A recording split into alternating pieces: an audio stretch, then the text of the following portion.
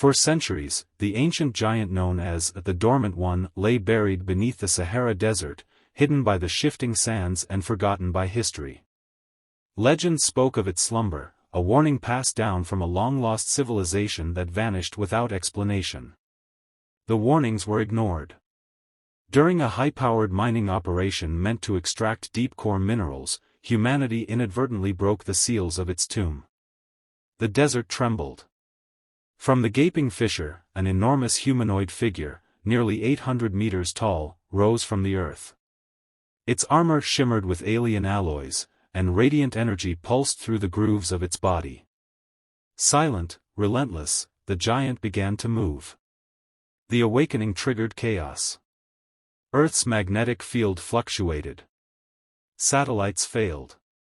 Cities worldwide plunged into blackouts as communication networks collapsed. Panic spread faster than any government could contain. Military forces attempted to engage the entity with drones and aircraft. None survived contact. The giant's mere presence disrupted flight systems and melted armor with ambient radiation. It moved north, toward the densest population zones, leaving a corridor of destruction. Refugees flooded neighboring regions as governments declared states of emergency. In a hidden facility beneath the Arctic, Project Aegis was activated. Designed as humanity's last line of defense against extraterrestrial threats, Aegis Prime was Earth's most advanced war machine, a towering mech nearly 600 meters tall, driven by an antimatter core and piloted through neural synchronization. Commander Suri Tanaka, long retired after losing her family in the Europa conflict, was called back into service. With no other pilot capable of handling Aegis Prime systems, she accepted the mission, aware she might not return. Aegis Prime was deployed near Cairo, where the giant was advancing through the outskirts. From a distance, it resembled a god walking among mortals. The first strike was launched, plasma volleys aimed directly at the giant's energy core. They impacted with blinding flashes but left no lasting damage. In response, the giant unleashed a gravitational pulse. Buildings crumbled. Aegis Prime was hurled across the desert, its systems damaged before the fight had truly begun. Repair crews scrambled to restore power as the giant pressed forward. Deep within the Aegis Command Center, Dr. Malik Rahman analyzed the creature's energy signature. Data revealed the giant was drawing power directly from the planet's geothermal reserves, siphoning energy from deep within the mantle. The implications were catastrophic. If the giant continued unchecked, Earth's core could destabilize, triggering global tectonic collapse. There was only one hope: to overload the giant systems by injecting volatile energy directly into its power stream. But getting close enough to do it would require precision and sacrifice. Counteroff repaired and rearmed, Aegis Prime launched its second assault.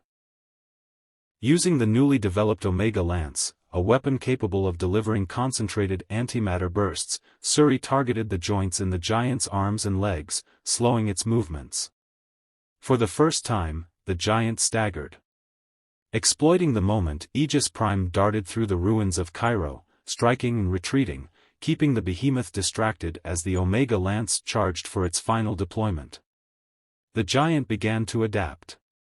Its armor regenerated. Energy output spiked.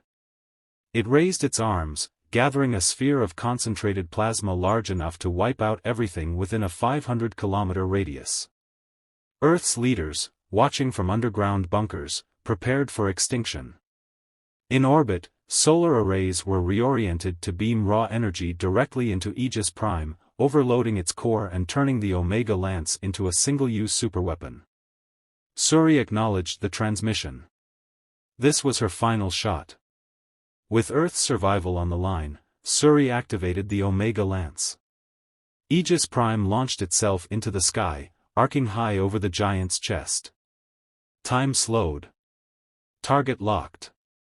The lance drove straight into the core of the giant's chest, piercing the energy matrix. Suri manually triggered the overload. A cascade of blinding white light engulfed the battlefield. The explosion shattered the clouds. Both Aegis Prime and the giant fell, crashing to the Earth with a force that registered on seismographs worldwide. Rescue teams scoured the wreckage. The giant's body was inert, its energy source extinguished. Fragments of its armor were recovered for study. Of Aegis Prime, only twisted remains were found, its cockpit empty. Storiy was never located, presumed lost in the detonation. In her honor, Earth held the largest memorial service in history. The world celebrated its survival, unaware of what the battle had truly awakened.